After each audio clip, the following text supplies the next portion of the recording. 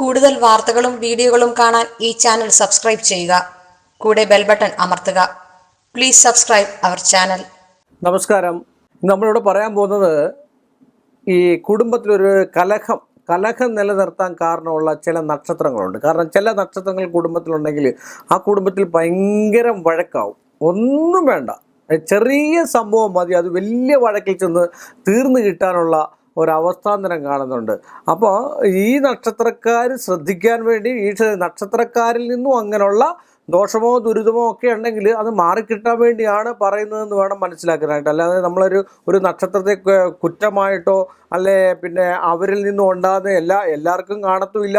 ഗ്രഹനില പ്രകാരമാണ്. കാരണം വെച്ചാൽ മനസ്സ് 5-ാം ഭാവവും ശത്രുസ്ഥാനം 6-ാം ഭാവവും അഷ്ടമ ആയുർസ്ഥാനവും 12-ാം ഭാവവും ഒക്കെ നിൽക്കുന്നതായിട്ടുള്ള നീച രീതിയിൽ നിൽക്കുന്ന ഗ്രഹങ്ങൾ നിൽക്കുവാണെങ്കിൽ അവരുടെ കൊണ്ടല്ല എല്ലാ ആൾക്കാരും ജനിക്കുന്നത് ഈശ്വരമയമായിട്ടാണ് ജനിക്കുന്നത്. ഈശ്വരൻ്റെ കൽപ്പിതമായിട്ടാണ് നമ്മൾ ഭൂമിയിലേക്ക് പറന്നു വീഴുന്നത്. പക്ഷേ എങ്കിൽ ഇന്ന ദോഷങ്ങളുമായിട്ട് വരുന്നത്, ഇപ്പോൾ 5-ാം ഭാവത്ത് ക്രൂരഗ്രഹങ്ങൾ നിൽക്കുകയാണെങ്കിൽ ആ ഒരു ക്രൂരബുദ്ധിയുള്ള ഉണ്ടാകാനുള്ള സാധ്യത, മറ്റ് ഗ്രഹങ്ങൾ സൽഗ്രഹങ്ങളുടെ ദൃഷ്ടിയില്ല എങ്കിൽ ക്രൂര സ്വഭാവം ആരുടെ എടുക്കലും. പക്ഷേങ്കിൽ ഒരു 50 വയസ്സ് വരെ നല്ല പാവമായിട്ടിരുന്ന് 59-ാമത്തെ വയസ്സിൽ ഒരുത്തിനെ കുത്തിക്കൊല്ലുവാണെങ്കിൽ പിന്നെ ക്രൂരനല്ലേ? 50 വയസ്സ് വരെ വളരെ പഞ്ചഭാവത്തോടു കൂടിയിരുന്ന് നല്ല മനസ്സും നല്ല എന്താ പറയുക അന്നദാനങ്ങളൊക്കെ കഴിച്ച് ക്ഷേത്രങ്ങൾ ദർശനമൊക്കെ നടത്തി, ദേവാലയ ദർശനമൊക്കെ നടത്തി, മോസ്കിലൊക്കെ ദർശനം നടത്തി ഇങ്ങനെ നടന്നതിന് ശേഷം ഒരു 50 വയസ്സിന് ശേഷം ഒരാളെ തകർക്കുക എന്ന് പറഞ്ഞു കഴിഞ്ഞാൽ അതൊരു ക്രൂര ചിന്താഗതിയാണ്. അപ്പോൾ അതുവരെ അത് പിടിച്ചു നിർത്തിയിരിക്കുന്നതായിട്ടുള്ള ക്രൂരതയാണ് നമ്മുടെ കയ്യിൽ നിന്നും വിട്ടുപോകുന്നത്. ചിലർ കൊച്ചിലെ തന്നെ ക്രൂരത ചെയ്യുന്നതാണ്. അങ്ങനെയുള്ള ചില നക്ഷത്രക്കാർക്കുണ്ട്. തിരുവാതിര നക്ഷത്രം ശ്രദ്ധിക്കുന്നു, കലഹപ്രിയരാണ്. തിരുവാതിര ചോദിച്ചത് ഈ 3 നക്ഷത്രം കലഹം ഉണ്ടാക്കും. ഏതെങ്കിലും ഒരു രീതിയിൽ ഒരു കുടുംബത്തിൽ അവരുടെ അസാന്നിധ്യം, അവർ വളരെ ക്രൂക്കഡായിട്ട് തന്നെ ഒരു കലക്കം ഉണ്ടാക്കുകയുള്ളൂ. കാര്യം വളരെ ഇതായിട്ട് നിന്നുകൊണ്ട്, വളരെ സ്നേഹത്തോട് നിന്നുകൊണ്ട് എന്തെങ്കിലും ഒരു ചെറിയ സംഗതികൾ, അത് അവരുടെ കുഴപ്പമല്ല, അവരുടെ ഗ്രഹനിലയിൽ വന്നിരിക്കുന്ന വിഷയങ്ങൾ കൊണ്ടുള്ള ഇത് പൊതുവാണ്, എല്ലാവരിലും ഇല്ല കേട്ടോ. ഒരു നക്ഷത്രം തന്നെ, അത് ഞാൻ പ്രത്യേകം എടുത്തു പറയുകയാണ്, ഒരു നക്ഷത്രത്തിന് തന്നെ 4 സ്വഭാവമുണ്ട്. ഇപ്പോൾ അശ്വതി നക്ഷത്രം എടുത്താലും ഭരണി നക്ഷത്രം എടുത്താലും എല്ലാ നക്ഷത്രക്കാർക്കും ഒരു 4 സ്വഭാവം കാണും. ഒരു നന്മയുള്ള സ്വഭാവമുണ്ട്, ഒരു വശ്യതാ സംബന്ധമായിട്ട് എല്ലാവരെയും സ്നേഹിക്കുന്നതായിട്ടുള്ളൊരു സ്വഭാവമുണ്ട്, ഒരു ക്രൂര സ്വഭാവമായിട്ടുള്ള വിഷയമുള്ള നക്ഷത്രക്കാരുണ്ട്, പക്ഷെ ഒന്നിനും കൊള്ളാത്ത നക്ഷത്രക്കാരുമുണ്ട്. ഈ ഒരു നക്ഷത്രത്തിൽ തന്നെ 4 സ്വഭാവം സാമാന്യേന മിക്കവാറും ഉള്ളവർക്കുള്ളതാണ്. ഇപ്പോൾ അശ്വതി ആണെങ്കിലും ഭരണി ആണെങ്കിലും കാർത്തിക ആണെങ്കിലും രേവതി ആണെങ്കിലും ആയില്യം ആണെങ്കിലും പൂരാടം ആണെങ്കിലും ഏത് നക്ഷത്രങ്ങളും അതുപോലെ തന്നെയാണ്. ഞാനിപ്പോൾ പറയാം, തിരുവാതിര ചോദിച്ച അദ്ദേഹത്തിൻ്റെ കാര്യമാണ്. അവർ ചെറിയ കുറുമ്പും കുശുമ്പും കുന്നായ്മയും ഒക്കെ ആയിട്ടാണ് ഈ കാര്യങ്ങൾ ചെയ്യുന്നത്. അവർ പോലും അറിയാതെ ആ കുടുംബത്തിൽ കലഹം, അത് തന്നെ ജാതകത്തിൽ കലഹപ്രിയരായിരിക്കും.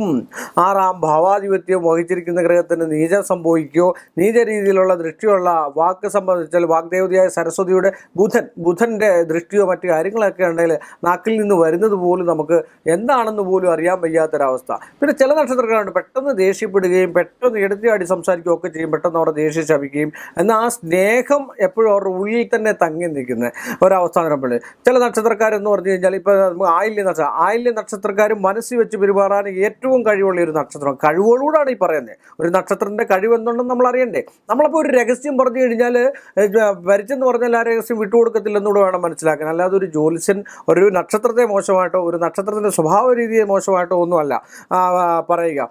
ഇപ്പം പൂരാട നക്ഷത്രം, അതുപോലെ പൂയൻ നക്ഷത്രം, അപ്പോൾ ചില ആൾക്കാർക്കെന്ന് പറഞ്ഞാൽ ദാമ്പത്യ ബന്ധത്തിൽ അലച്ചിലുണ്ടാവും. ഒരു 30 വയസ്സ് 31 വയസ്സ് കഴിയുമ്പോഴത്തേക്ക് അവർക്ക് ദാമ്പത്യ ബന്ധമോ ശാരീരിക ബന്ധമോ മാനസിക ബന്ധമോ ഇല്ലാതെ ജീവിക്കാൻ പറ്റാത്ത ചില ആൾക്കാരുണ്ട്. കാരണം അങ്ങനെയുള്ളവരാണ് ഏറ്റവും കൂടുതൽ നമ്മൾ ഇഷ്ടം പ്രേമം 60 വയസ്സായാലും ഇഷ്ടത്തിൽ പോവുക, പ്രേമത്തിൽ പോവുക. പ്രേമം ഇഷ്ടം ഏറ്റവും നല്ലതാണ്. ഏറ്റവും ജീവിതത്തിൽ ഏറ്റവും ആയുസറ്റ് പോകുന്നിടം വരെ, മരണത്തിലേക്ക് നമ്മളെ ഭഗവാൻ കൊണ്ടുപോകുന്നിടം വരെ എല്ലാവരെയും സ്നേഹിക്കുക. അച്ഛനെ അച്ഛനായിട്ട് സ്നേഹിക്കുക, അമ്മയെ അമ്മയായിട്ട് സ്നേഹിക്കുക, കാമുകിയെ കാമുകിയായിട്ട് സ്നേഹിക്കുക, സഹോദരങ്ങളെ സഹോദരങ്ങളായിട്ട് സ്നേഹിക്കുക, ഭർത്താവിനെ ബഹുമാനിക്കുക, ഭർത്തൃബന്ധം നിലനിർത്തുക. ഇങ്ങനെയൊക്കെ ചെയ്യുന്നത് ഏറ്റവും നല്ല ഉത്തമമായിട്ടുള്ളൊരവസ്ഥയാണ്. അതിലാണ് ഞാൻ ഈ നക്ഷത്രങ്ങളൊക്കെ എടുത്തു പറയാനുള്ളത്. അതുപോലെ പൂരൂരുട്ടായ നക്ഷത്രത്തിൽ മനസ്സിൽ വെച്ച് പെരുമാറുന്ന ഒരു നക്ഷത്രമാണ്. അവർ മനസ്സിൽ വെച്ച് പെരുമാറുന്നതല്ല, അവരുടെ മനസ്സിൽ അതുണ്ടാവും.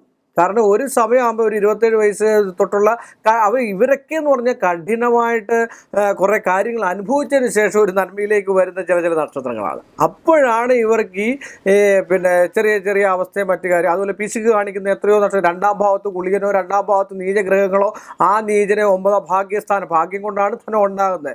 ആ ധനസ്ഥാനം 2ാം ഭാവമാണ്. ആ 2ാം ഭാവത്തിൽ ആരൊക്കെ നിൽക്കുന്നു എന്നുള്ള വിഷയിച്ച് എത്രയോ പിശുക്കരുണ്ട്. തിരുവാതിര നക്ഷത്രക്കാർ ഒരുപാട് ദൂർത്തടിക്കുമെങ്കിലും പിശുക്ക് കാണിക്കും. നക്ഷത്രക്കാർക്ക് പരമപിശുക്കരാണ്. കാര്യം ഒരു 5 പൈസ പോലും കണ്ടമാനം കളയാത്തൊരു അവസ്ഥാന്തരം അവർക്കുണ്ട്. പക്ഷെ അതിലും മാറ്റമുള്ള നക്ഷത്രമുണ്ട്. 2ാം ഭാവം എങ്ങനെയാണെന്ന് നോക്കിയതിന് ശേഷമേ പറയാൻ പറ്റത്തുള്ളൂ. ഒരുപാട് ധൂർത്തടിക്കും. ഇവരൊക്കെ ധൂർത്തടിച്ചു കഴിഞ്ഞാൽ എന്താണ് സംഭവിക്കുക എന്ന് പറഞ്ഞാൽ മൊത്തം അങ്ങ് ധൂർത്തടിക്കുമെന്ന്. ജീവിതത്തിൽ ഒരു ഗതിയുമില്ലാത്തൊരവസ്ഥ. ഒരു നയ പൈസ പോലും ഒരു ഡെപ്പോസിറ്റായിട്ടോ അല്ലെ ജീവിതത്തിൽ മരണത്തിന് പോലും ചെല്ലുന്ന സമയത്ത് ഒരു മരണതുല്യമായിട്ടൊരു അവസ്ഥ പോകുമ്പോഴും ഒരു 5 പൈസ, ഒരു 5 പൈസയുടെ ധനം ഉണ്ടാകത്തില്ല കയ്യിൽ. അതാണ് ഏറ്റവും വലിയ വിഷയമായിട്ട് വന്നത്. ഇങ്ങനെയുള്ള ആൾക്കാരുണ്ട്. അതുപോലെ നമ്മൾ കലഹിക്കുന്ന നക്ഷത്രമാണ് പറയുന്നത്. സൈലൻ്റ് ആയിട്ടിരുന്നുകൊണ്ട് കലഹിക്കുന്ന, ഒരു മൂളൽ മതി, ഒരു വീക്ഷണം മതി, ഒരു നോട്ടം മതി. നമ്മൾ കഥകളിയിലൊക്കെ പറയുന്ന പോലെ, നവരസങ്ങളെന്നൊക്കെ പറയുന്ന പോലെ അങ്ങനെ കലഹിക്കുന്ന ആൾക്കാരുണ്ട്. ചില ആൾക്കാർ തമ്മിൽ കലഹിച്ചുകൊണ്ടിരിക്കുമ്പോൾ ചുമ്മാ നോക്കി ചിരിച്ചാൽ മതി. അവരുടെ കലഹം കണ്ട് സന്തോഷിച്ചിട്ട് കലഹം ഉണ്ടാക്കാനായിട്ട് നിൽക്കുന്നതായിട്ടുള്ള ഒരു അവസ്ഥയുള്ള നക്ഷത്രക്കാരുണ്ട്. അങ്ങനെയൊക്കെയുള്ള ഒരു 8-9 നക്ഷത്രക്കാർ 27 നക്ഷത്രത്തിൽ പെടുന്നതായിട്ട് കാണാൻ പറ്റും. അതുകൊണ്ട് എല്ലാ നക്ഷത്രവും അല്ല ഞാൻ പറഞ്ഞതിൻ്റെ കാര്യം. അശ്വതി നക്ഷത്രവും മോശമൊന്നുമല്ല. ഭരണിയാണ് കലഹത്തിൻ്റെ ഏത് രീതിയിലുള്ള കലഹവും ഏറ്റുവാങ്ങാൻ സാധ്യതയുള്ള ഒരു അവസ്ഥാന്തരമുള്ള നക്ഷത്രമാണ്. പക്ഷേ ഇവരുടെ മനസ്സിലൊക്കെ നല്ല നന്മയുണ്ട്. അതാണ് ഏറ്റവും പറയുന്നത്. അങ്ങനെയൊക്കെയുള്ള നക്ഷത്രം ഇത് ശ്രദ്ധിക്കാൻ വേണ്ടി അതിനുള്ള പരിഹാരങ്ങൾ ചെയ്യുക. വാക്കുകൾ കുറയ്ക്കുക, നമ്മൾ അതേ രീതിയിലുള്ള സൗമ്യമായിട്ട് പെരുമാറുക. എത്ര ദേഷ്യം വന്നാലും നമുക്ക് ഉൾക്കൊള്ളാനൊരു മനസ്സ് നമുക്ക് ഉണ്ടാകുക. ഈ തെറ്റിനെ നമ്മൾ തിരുത്താനുള്ള എന്നെക്കൊണ്ട് ആരെയും നല്ലതാക്കാൻ പറ്റില്ല. ഒരു ജ്യോതിഷം എന്ന് പറഞ്ഞ സൂചനയാണ്. വേദത്തിൻ്റെ അംഗത്തിൽ 6 അംഗങ്ങളിലൊരു ശാസ്ത്രമാണ് ജ്യോതിശാസ്ത്രം. ഇതിനകത്തൊക്കെ ഒരുപാട് ഇപ്പോൾ ജ്യോതിശാസ്ത്രം കടൽ പോലെ കിടക്കുന്ന ഒരു ശാസ്ത്രമാണ്. യുക്തിവാദികളൊക്കെ പറയും ജ്യോതിഷം ഇല്ല എന്നൊക്കെ പറയും. പക്ഷേ കടൽ പോലെ കിടക്കുന്ന ഒരു ശാസ്ത്രമാണ്. നമ്മളതിനകത്ത് ഇറങ്ങിച്ചെന്നതും ഞാനൊരു 10-26 വർഷമായിട്ട് ഇതിനകത്ത് പ്രാക്ടീസ് ചെയ്യുന്നത് കൊണ്ടും എൻ്റെ അനുഭവജ്ഞാനം കൊണ്ടും ആൾക്കാർ വന്നിരിക്കുന്നതായിട്ടുള്ള അനുഭവജ്ഞാനം കൊണ്ടുമാണ് ഞാൻ നിങ്ങളോട് പറഞ്ഞ കാര്യം. ഇങ്ങനെയുള്ള നക്ഷത്രക്കാർ രേവതി ആണെങ്കിലും അങ്ങനെയാണ്. ഉത്രട്ടാതി കലഹപ്രിയരാണ്.